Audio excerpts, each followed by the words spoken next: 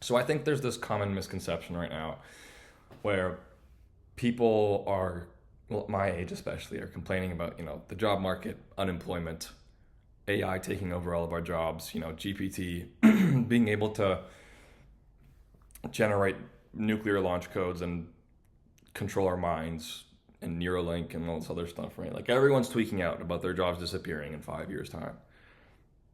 And to be honest, that's a perfectly valid reason to be worried. Like the job market definitely is not the best it's been. It's pretty bad. Again, like right, like there's a bunch of layoffs in tech at least. I don't know how it is in the business world, but in tech there's a bunch of layoffs. Some of the bigger companies are becoming a lot more, I guess you could say, pushing the envelope, where they're firing a lot more frequently than they would have. They're having these mass layoffs, and they're really trying to get that balance of like how many employees they really need versus how many employers are kind of just there to float around and do nothing. And I think that last point right here is pretty important in terms of how to really set yourself apart and how to really understand the current state of getting a job in general. So like I said, there's two real places you can fall under here, right? There's you're doing meaningful work and you're kind of just sitting around and doing nothing. Now that's not to say that these layoffs aren't leading to a bunch of people who are actually doing productive work not getting laid off, right? Like being a productive worker doesn't exempt you or give you some sort of golden spoon where you're not going to get laid off. That's not what I'm saying. What I'm saying is that if you're doing meaningful work already, and let's say you do go through a layoff, getting a job after that will not be difficult. You were already a key impact player on whatever company you were there for, and there's just a lot of companies that are trying to reshuffle their headcount and work through this process of finding the balance again, right? A lot of the roles that are going to get or pushed for automation first, like software, all of these other roles that seem to be kind of in line with what AI is and coding is, right? They're going to get driven out, but they're going to get pulled back in eventually. Again, this is full speculation. Again, I'm not some expert in all of this, so take what I say with a grain of salt. But this is just from my anecdotal experience and really seeing which people are thriving right now in our current situation and which people are struggling and sinking in our current situation. And it turns out that the people who are usually pretty fundamentally sound, didn't try to cheat through their computer science assignments, didn't try to do XYZ, didn't try to just get the degree and get out, are tending to do a lot better right now than the ones who are kind of just there to go to school and get a degree because they think the degree will guarantee them employment.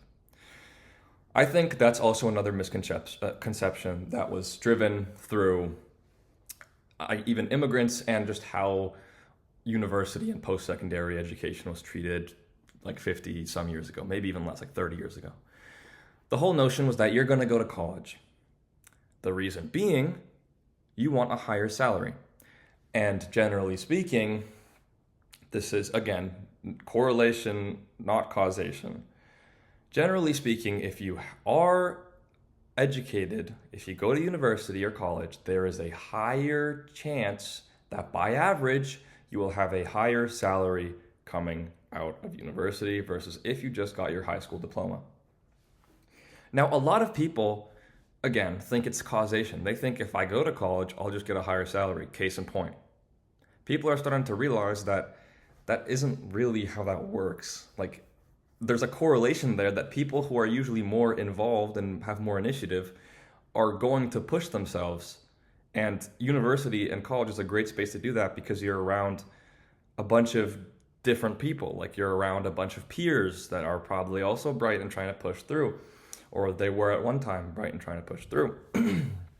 You're given more leeway, right? Like even though you're not exactly pushed into the workforce, being in college is a little bit easier on the overall process of transitioning to being a self-sufficient person, like adult, right? Like paying your own bills, doing your laundry, making your own food, stuff like that. It makes all of that easier. Yeah, exactly. So it gives you more time to really pursue and work on what you're doing. And I think that's the issue here, right? It's that this correlation has been taken as a cold hard fact, and it's not true. Because the reason that university and post-secondary education really exists and how it is still taught today is so you can do research. These professors are also doing research. They want you to learn all the necessary prerequisites to then come work for them or come back and do a master's or come back and do a PhD and do meaningful research with them or under their wing, or at least know how to do that. Again, they're not going to teach you like the methodologies of conducting research and all that, but they're going to give you the necessary prerequisites, the conceptual prerequisites to be able to say, okay, I'm going to go out there and do some crazy research and discover some crazy new things. Not, oh, my managerial accounting course is going to prepare me for writing a DCF for some random mergers and acquisitions deal for, whatever investment bank I want to work for. These are not equivalent. These don't, they might intersect a little, but again, they're not meant to overlap. And a lot of people get this, entitlement to talk about how university doesn't teach you what you need to know, right? Like it doesn't prepare you for the workforce, and it's true. But the issue is that some people still think it does. Because at the end of the day, employers, based on, other than a couple of exceptions, sure, employers really just care about you having a piece of paper. And if you have that piece of paper, then you're basically there, right? Like once you work your first full-fledged, full-time role, the employer isn't really going to care about what school you went to. They'll care about the work experience that you have. And that's the issue here, is that a lot of people are at this point where they're trying to get their first internship, if they're in college, right? Even if they're not in college, they're trying to get that first internship. The friction here is extreme, right? It's very difficult to get an internship right now. And that's true. It's completely true. But there's a lot of people that put too much emphasis and reliance on external factors that don't really contribute as much as they do anymore, right? You could be going to the best university. You could be going to like Harvard or something. And I remember seeing some statistics recently where kids in Harvard are even at an all-time low unemployment rate, right? But like really all of that can set you apart now from the people who are at the craziest university to the ones who are at, some community college, right? Is employment. And people are understanding that. But you can't just go through your degree willy-nilly saying, okay, cool, I'm just going to apply to 500, 1,000 internships and one is going to miraculously land in my lap. It's not how that works. And it's interesting because a lot of people are finding, easy ways to complain about this. Realistically, the job market right now, if anything, is strengthening people's analytical skills and just their kind of internal fire, right? Like you're preparing for your technical interviews a lot more stringently. Like you're putting a lot more effort in. If you aren't, you probably should be. Because it's definitely harder than it was 4 years ago. And that's another thing, right? All the people our age are just comparing hiring and how easy it was in the lockdown with COVID and all that, right? And they're comparing it to a bunch of different things. It's a little weird because 17 years ago, there was the whole crash. There was the market crash and no one could find, it crashed or unemployment was crazy. No one was working. It was ridiculous, right? And people still found ways to make stuff work then. So I think it's just this internal fire that people really need to light around themselves and say, okay, cool, I'm going to push for this.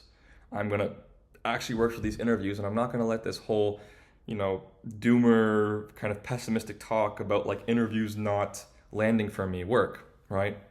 The reason you're applying to 500 to 1,000 interviews and you're not landing a single one is usually because you don't really care enough. You're not putting time in to actually properly make your resume, to properly study for your interviews, to make sure that you're putting your best foot forward.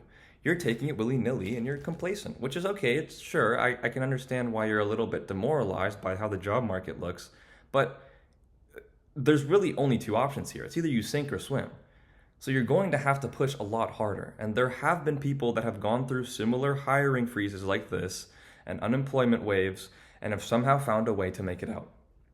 So if you really want to do the career that you're pursuing, then go for it full force. But don't assume that college and university and all these other institutions will somehow miraculously let it land on your lap.